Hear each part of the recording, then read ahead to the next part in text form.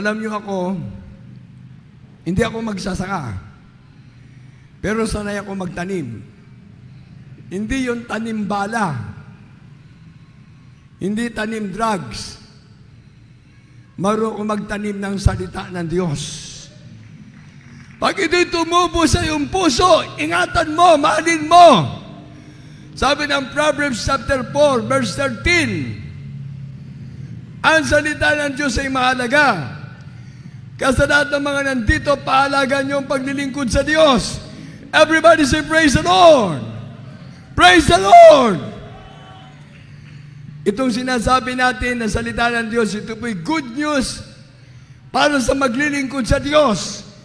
Gagaling ka, babaguhin ka, pagpapalain ka naman ng Panginoon. Pero dun sa mga ayaw maglingkod sa Diyos, ang kanilang pandinig, bad news. Bakit bad news? Ang kanilang sasabihin, pati yung bisyo namin, pinakikialaman. Pati yung reliyon namin, pinakikialaman. Hindi. Hindi namin pinakikialaman yung bisyo ninyo. Ayaw ng Diyos na kayo magkabisyo dahil magkakasakit kayo. Bibili kayo ng bisyo para magkaroon kayo ng karamdaman. Simba kayo ng simba. Mula sa pinto hanggang sa altar, di kayo nagbabago. Hindi pa ba kayo nagsawa? Hindi pa kayo nagsawa? Tumatanda na tayo, nagkakaedad na tayo. Wala tayong nakitang pagbabago. Wala tayong nakitang himala.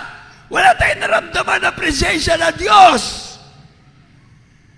Puro tayo bateng-teng, bateng-teng, bateng-teng. Dinaya tayo ng mga Kastila. Ang dala na ni reliyon.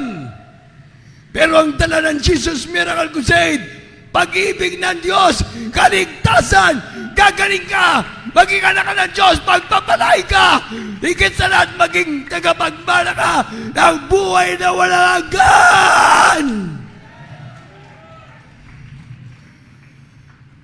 Pag hindi kayo gagaling, sa inyo na mga nandyan na mga may sakit, pugutan niyo ako ng ulo.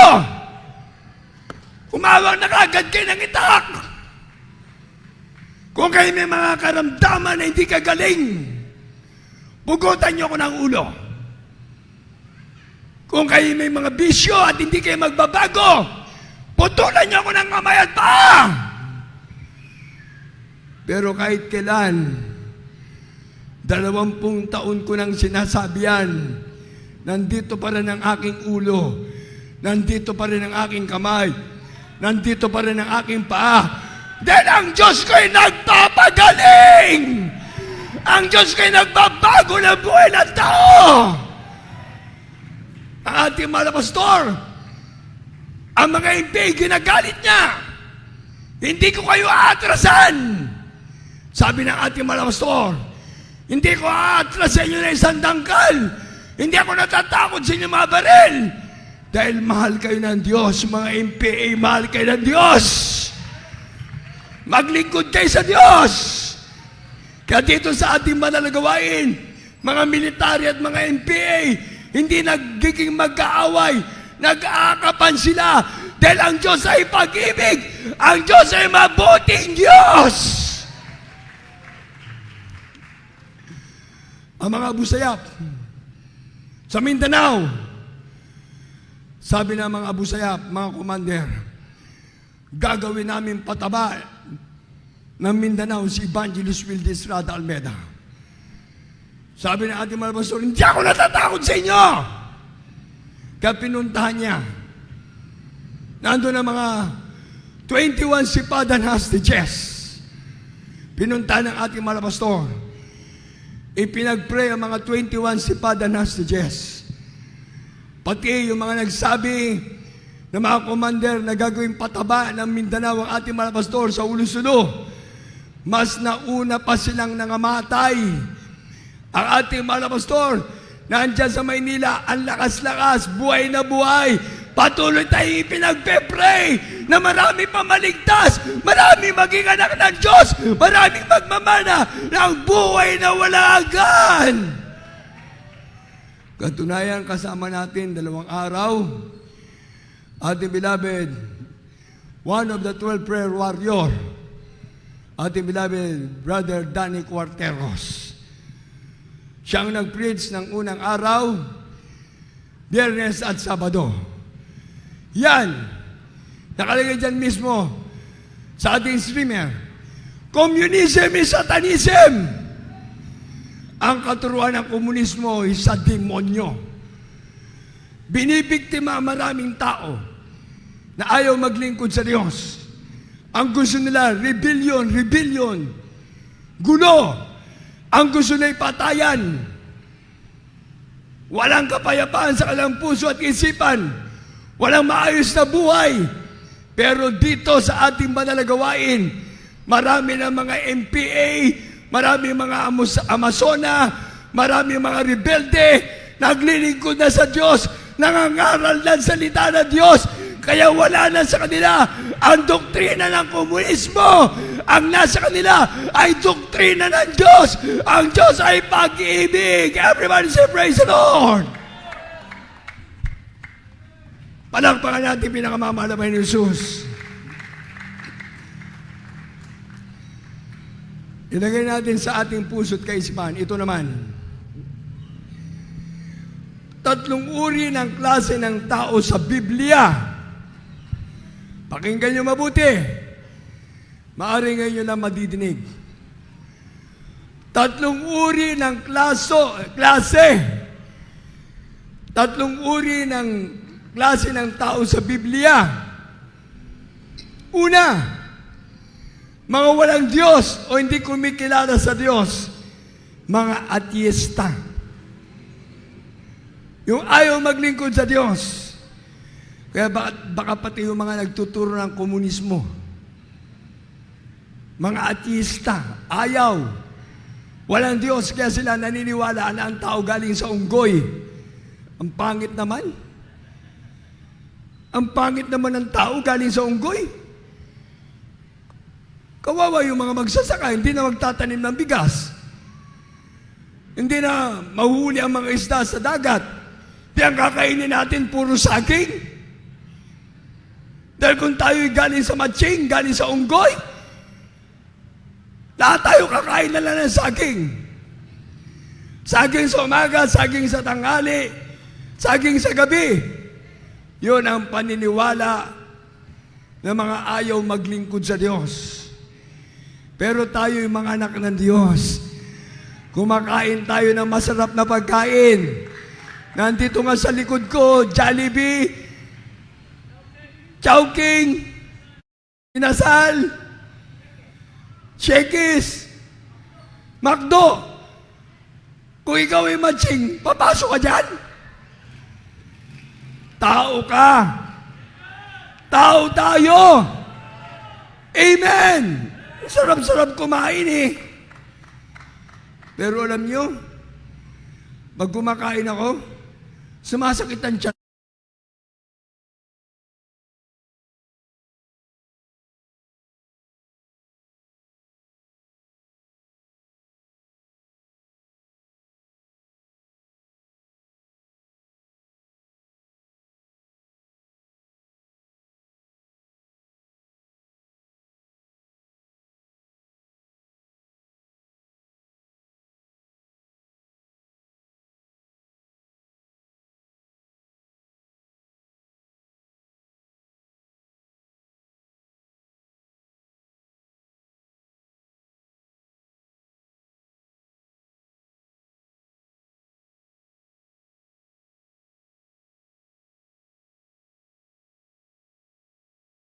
Without prayer and fasting, you cannot cast out demons. Amen!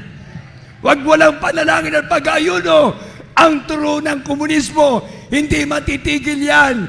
Pero pag ikaw ay may panalangin pag-ayuno, ang komunismo ay mawawasak sa pangalan ni Jesus. Communism is Satanism. Amen!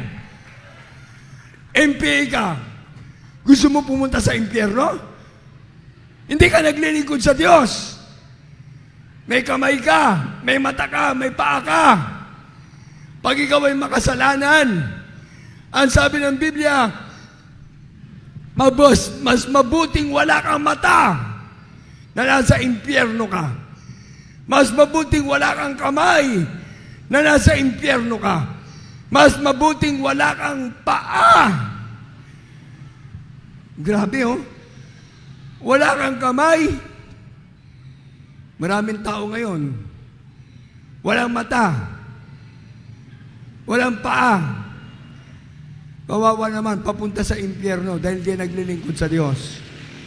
Pero dito, kapag ikaw walang kamay, naglilingkod ka sa Diyos, langit ang pupuntahan mo. Pag wala kang mata, naglilingkod ka sa Diyos, merong langit na pupuntahan ka. Kung wala kang paa, at naglilingkod ka sa Diyos, merong langit na naghihintay sa iyo. Everybody say, praise the Lord! Kaya ibig sabihin, ang kabayaran ng kasalanan ay kamatayan. Tatapat ang kaloob ng Diyos kay Kristo Jesus ay buhay na wala hanggan. Nabubuhay ka sa kasalanan, impyerno ka. Nabubuhay ka sa bisyo, impyerno ka. Nabubuhay ka sa reliyon, sa pagsamba sa demonyo, sa ribulto sa Diyos-Diyosan, sa impyerno ka. Dahil ang sabi ng Biblia, ang Diyos ay Espiritu. Sambahin mo ang Diyos sa Espiritu upang kapagmana ng buhay na walang hanggan. Everybody say, praise the Lord! Pangalawa,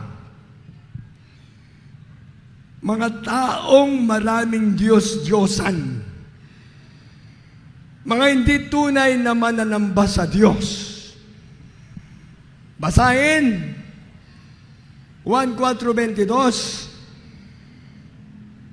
mga gawa 17:23, Juan 4:23-24. Amen. Praise the Lord. Sabi nga dito ng Juan 4:23-24, Datapwat dumarating ang oras at ngayon na nga na sasambahin ng mga tunay na mananamba ang Ama sa Espiritu at katotohanan, sapagkat hinahanap ng Ama ang mga gayon na maging mananamba sa Kanya. Ang Diyos ay Espiritu at ang mga sa Kanya'y nagsisisamba ay kinakailangan magsisamba sa Espiritu at sa katotohanan. Amen. Praise the Lord. Itaas ang basa sa 22. Sa 22, sinasamba ninyo ang hindi niyo nalalaman. Sinasamba namin ang nalalaman namin sapagkat ang kaligtasan ay nanggagaling sa mga Hudyo. Amen. Praise the Lord. Amen. Everybody say, praise the Lord! O, anong sinasamba natin sa reliyon? O, naabutan na ba natin yung mga pangalan ng Diyos-Diyosan natin sa reliyon? Hindi pa tayo pinapanganak. O, kaya yung iba sinasabi na, ay Diyos ko yan. Kaya tingnan nyo, pag nadudulas ka, si Maria ang tinatawag. Diyos na ngayon si Maria. Oh, nadulas. Diyos ko po, Apo Diyos, Apo Maria. Anong pangalan ng Apo Diyos? Mabuti pa si Maria nabanggit. Hindi kilala ang Diyos. Sa Biblia, ang Diyos ay walang iba kundi si Jesus. Si Jesus ang ating tagapagligtas. Siya yung Diyos na nagkatawang tao. Siya yung Diyos na nabayubay sa krus ng Kalbaryo. Amen! Hindi ang mga ribulto, hindi ang mga Diyos-Diyosan. Hindi natin kilala yung mga ribulto. Pinaglilingkuran natin. Inaakap, sinasamba. Darating tayo dyan mamaya. Mga taong tunay na mananamba sa Diyos. Yung una, klase ng tao, mga walang Diyos o hindi kumikilala sa Diyos. Number 1. Number 2, mga taong maraming Diyos-Diyosan, hindi sa Diyos naglilingkod, sa mga Diyos-Diyosan. Ang pangatlo, mga taong mananamba sa Diyos, sinasambang Diyos sa Espiritu at katotohanan. Palakpakan natin, mahal na Panginoon.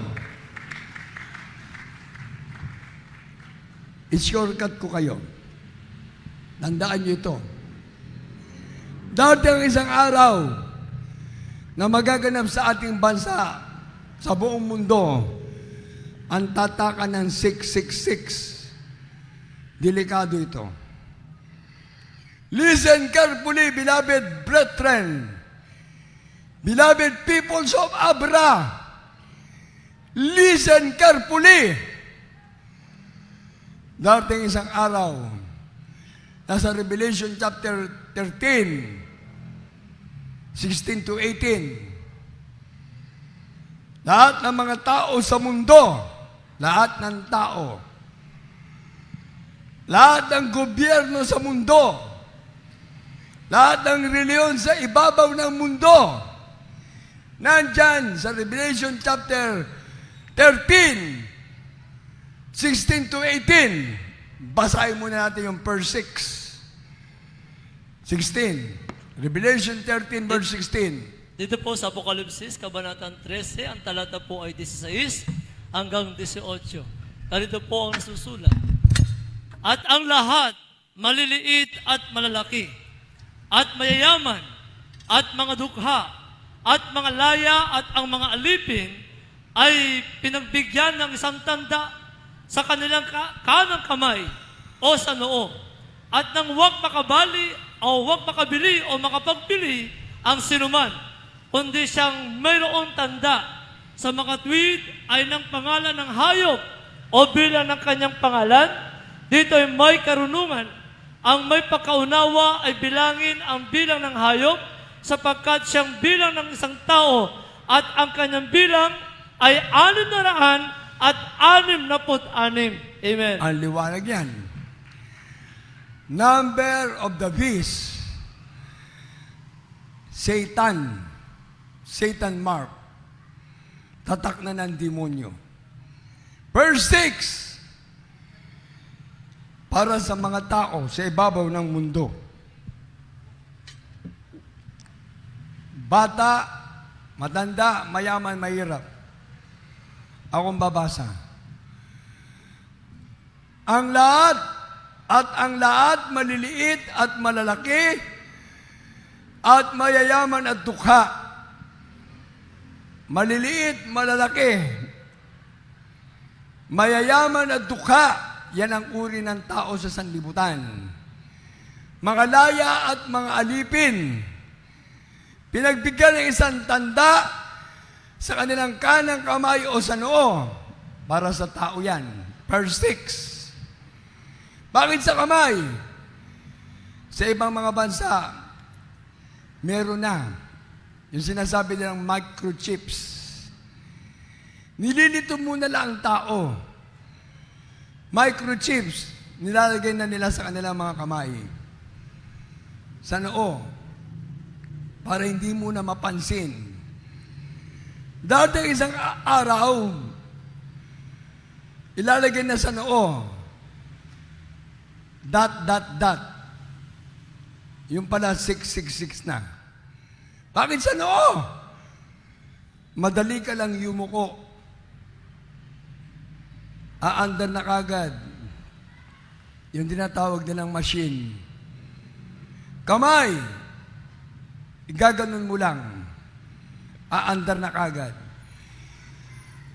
Kaya lahat ng tao mabibiktima. Walang exempted. Tandaan natin, walang exempted. Kaya kung ikaw ay hindi naglilingkod sa Diyos, dapat panahon na maglingkod ka sa Diyos. Kung ikaw mayaman, mahirap, dukha, parang pulubi ka na, wala ka ng pag-asa. Ang tingin mo, wala ka ng pag-asa sa buhay. Ito na ang paraan ng Diyos para maglingkod ka dahil merong pag-asa sa Diyos. Merong Diyos na nagmamahal sa tao. Amen! Kaya verse 6 ay para sa tao. Second 6, ito'y para sa gobyerno. Lahat tayo ay napapabilang sa gobyerno ng Pilipinas. Government is for the people and people is for the government. Balik ko kayo sa alaala. Noong nagkaroon ng COVID-19, kayo na nandito sa Abra, ano nangyari? Lockdown. Pati ang mga nasa Metro Manila, lockdown. Ang buong Pilipinas nakaranas ng lockdown. Ang buong mundo nakaranas ng COVID-19. Nagkaroon ng mga lockdown. Hindi makakilos. Ibig sabihin lahat tayo nagpapasakop sa gobyerno. Walang kokontra sa gobyerno. Kaya tingnan nyo yung mga kumontra sa gobyerno, yung ayaw magpa-lockdown, kinukulong nila. Pinipilit pa tayo na magpabaksin. Vaccine 1, vaccine 2. Hanggang sa may booster pa. O ngayon, tingnan nyo. Hindi pa rin naiimbento yung gamot para sa COVID-19. Di ang tao pinagpraktisan. Sa madaling salita, sa buong mundo, nabawasan ang populasyon ng tao. Ganun lang pala kasimple, oh. Yung mga tao nabawasan bigla sa iba't ibang mga bansa dito sa atin sa probinsya ng Abra. Sa buong Luzon, mula sa Region 1 hanggang Region 13, lahat ng ating mga bansa, mga probinsya, lahat ng mga tao na hindi nakasurvive sa COVID-19, ano nangyari? Yung iba, sinunog kagad para wag makahawa. Yung mga nakakahawa, ano nangyari? Nilibing na lang ng buhay. Hindi na pinaglamayan. Wala na. Hindi na nakita ng mga mahal sa buhay. Ang pinagtataka ko nga, bakit yung mga patay, sinasaksakan ng formalin? Ngayon, para yung patay, maabutan pa ng mga loved ones, sinasaksakan ng formalin for 1 month, for 1 week, para makita pa ng mga loved ones. Bakit? Nung nagkaroon ng COVID-19, ang bilis ng judgment, sunugin kagad. Ibaon kagad yung mga biktima ng COVID-19. Walang kumontra. Dahil nagpapasakop sa gobyerno. Kaya ibig sabihin, second 6 is for the government. Lahat ng tao sa gobyerno ay sakop nila. Sino bang presidente nun? Duterte. Kaya, tingnan nyo, ito'y question mark lang. O nasa na yung mga nag-asikaso ng baksin-baksin? Bigla yata nagsiyaman eh. Biglang nagsialis eh, sa Pilipinas eh. Biglang nangawala. Ginawa pa lang negosyo yung baksin na yan. Ginawa pa lang negosyo ang COVID-19. Tignan nyo, meron bang kumontra? Wala. Dahil government is for the people and people is for the government. Kaya yung mga namatay, sinunog na. Yung mga loved ones ang ating mga kapatiran na biktima rin. Dahil mga loved ones, ayaw maglingkod sa Diyos. Pero nadinig nyo kanina ang patotoo na ating barangay captain, Rolando Casipit, na biktima rin siya. Marami silang magkakasama dahil siya po'y frontliner. Dahil kapitan ng barangay, nag-aasikaso sa kanyang mga kabarangay. Nagkasakit yung kanyang mga kasama. Mga barangay official nagkasakit. Yung mga kasama niya, nagkandamatay. Siya na anak ng Diyos, iningatan ng Diyos. Amen! Pinagpala nga siya. Bakit? Dahil sa kanyang pagmamahal sa gawain ng Diyos, yung kanilang bahay mismo, dyan sa may Barangay Tarigayos, Luna, doon mismo natin ginaganap ang gawain ng Jesus Miracle Crusade International Ministry. 4 na taon na nandun ang gawain ng Jesus Miracle Crusade sa bahay nila. Dahil nagpapasalamat sila sa ating mahal na Panginoon. Ayan, from Tarigayos, Luna, La Union, ang kanyang pamilya, nag-arkila pa ng bus ay ng jeep. Jeep ba yung inarkila nyo? Jeep. Ayan, nag-arkila ng jeep para lang makapunta sa Bangged Abra makapaglingkod sa Diyos. Amen! Hindi ako sa may pera. Sagot ko na yung kalahati ng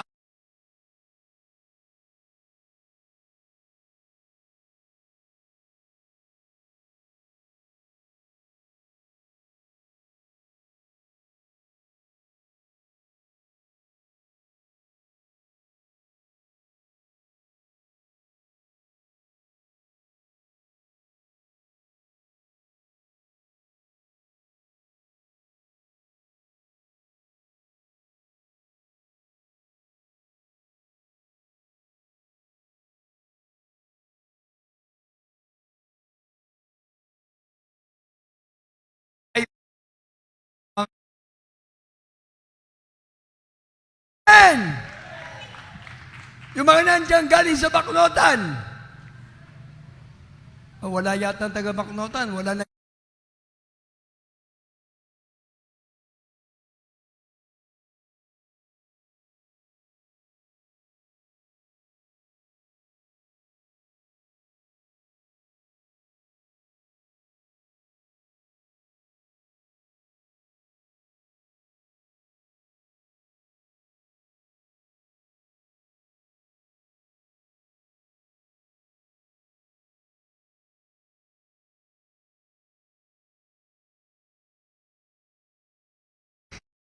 Source of everything. Everybody say, praise the Lord. Kaya kapag ikaw ay nakipagkaisa, asahan mo, pagtaas mo ng kamay mo, aabutin ka agad ng Diyos. Kung may sakit ka, pagtaas mo ng kamay mo, pagagalingin ka agad ng Diyos. Amen! Kung may problema ka, may sakit ka, may bisyo ka, pag tinaas mo ang kamay mo, tutulungan ka agad ng Diyos. Dahil sabi ng Biblia, ang Diyos mismo ang naglalapit sa Kanya nang maglilingkod sa Kanya. Kaya salamat sa Diyos, nandito tayo sa Bangged Abra Covered Court dahil tayo lahat ay inilapit ng Diyos sa Kanya. Dahil tayo lahat ay anak ng Diyos, magmamana ng buhay na walang hanggan.